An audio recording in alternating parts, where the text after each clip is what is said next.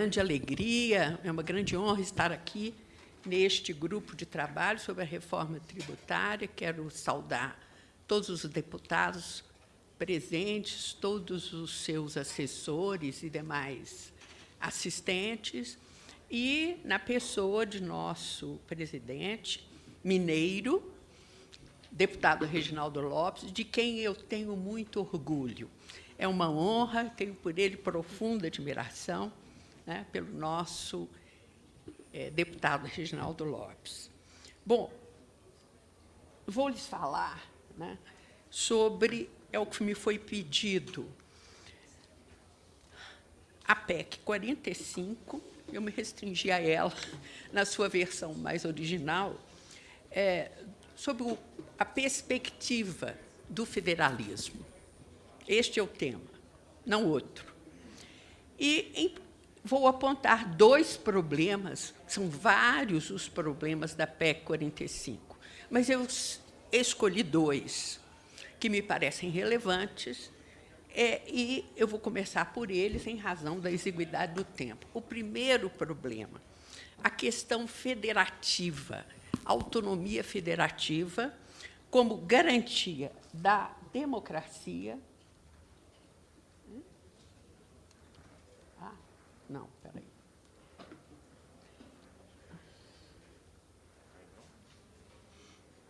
Não, tá não. O outro para cá, aí.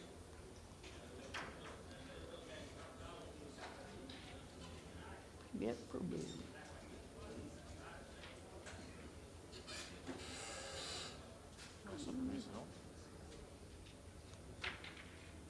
Primeiro problema.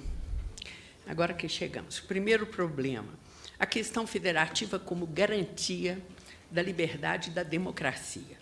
Federalismo é isto, é exercício de liberdade política. Política. Não é questão de distribuição de recursos e nem de gestão. O núcleo do federalismo é distribuição do poder pelo território nacional. Proibir qualquer benefício, incentivo ou renúncia tributária é retirar a autonomia política dos entes federados com concentração na União. Reduzir tal autonomia a simples manipulação de alíquotas dentro de balizas muito estreitas e rígidas é atentatório a tal liberdade. Basta considerar que países unitários, como a França e a Itália e outros, permitem às suas municipalidades e províncias a instituição de alíquotas próprias. Isso não é federalismo. Federalismo, democracia e liberdade são vasos comunicantes. O contexto das sugestões, vejam bem os senhores, qual é o contexto das sugestões da PEC 45, contexto atual? O Brasil tem os juros mais elevados do planeta. O Lula está certíssimo. Essa é uma situação grave. Os investimentos são difíceis. Desenvolvimento, sem subsídios ou benefícios atenuadores, com os juros mais altos do planeta. 2, a desigualdade extrema entre regiões, estados. É impressionante. O índice de desenvolvimento humano de Alagoas é o pior deles, segundo o IBGE, corresponde à posição 120. Distrito Federal, São Paulo e outros, posição 40. Média nacional, posição 80. Então, o Brasil oscila entre 40 e 120. É um mito a ser derrubado. A tendência pretensamente universal de alíquotas únicas é registrada, em sua maioria, ou em países unitários, ou em países mais horizontais e que adotam juros mais baixos do que os nossos. A PEC 45 propõe tratar igualmente Alagoas e São Paulo com alíquota única. Isso é profundamente injusto. Isso em relação à arrecadação. Vejam os gastos. Em relação aos gastos governamentais, Se a alíquota básica é de 25%, como se propõe na PEC 45, haverá aumento significativo em torno de 37% de todos os gastos governamentais. Os maiores consumidores do país são os entes governamentais. Depois da União, o Estado de São Paulo é o maior consumidor do Brasil, quem mais compra. Depois, o município de São Paulo. Depois, os demais estados e municípios brasileiros. Os entes federais terão, assim, aumento substancial no valor das compras que fizerem para prestar os serviços de educação, saúde, segurança pública, etc.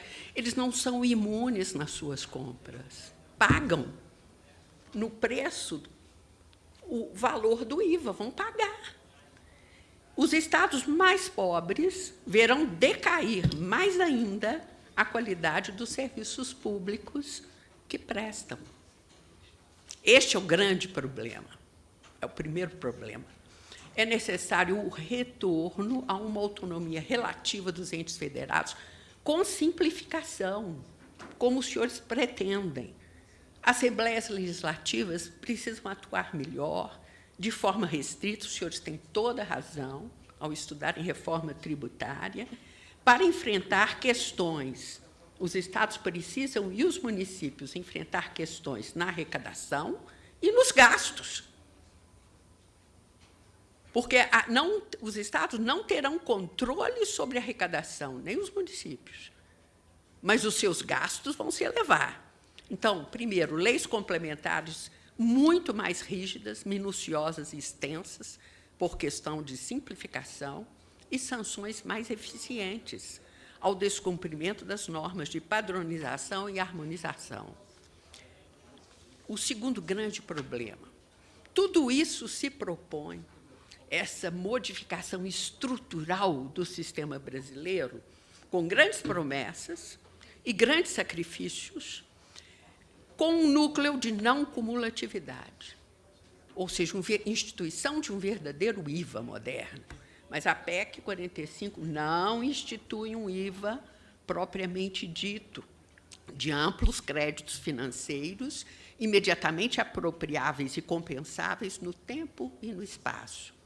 O IVA caracteriza-se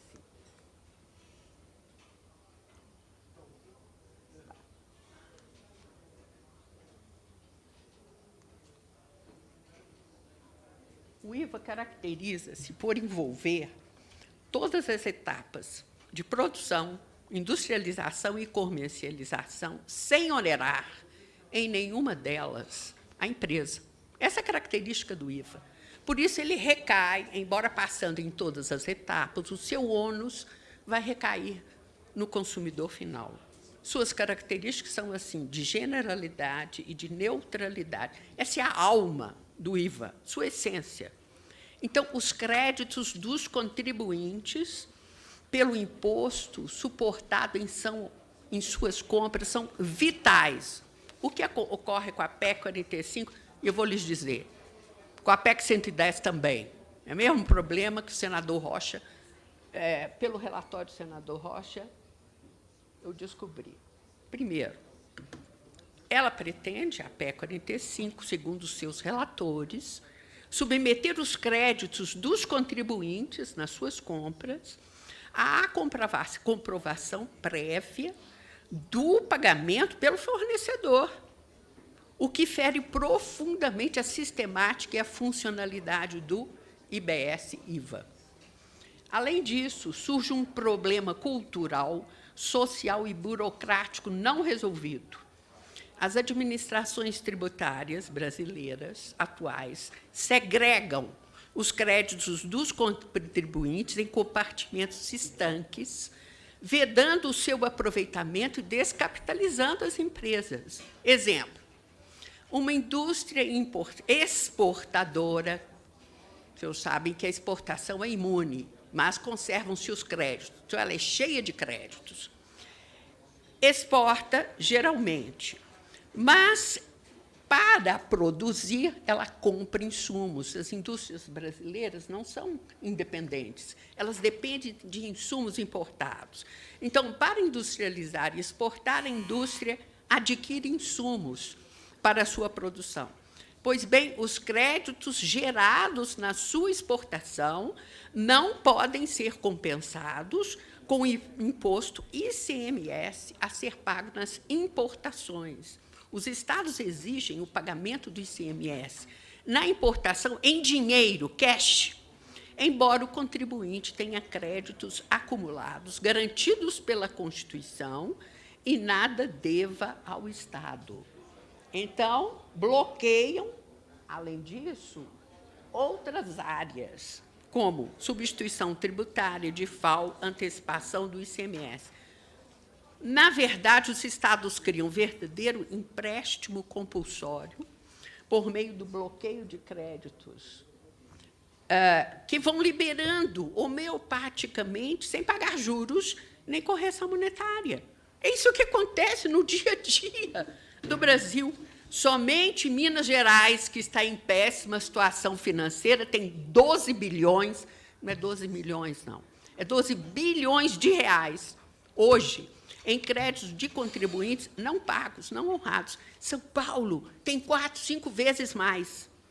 Como solucionar esse enorme passivo dos estados antes de se fazerem promessas vãs de um IVA que não se vai cumprir?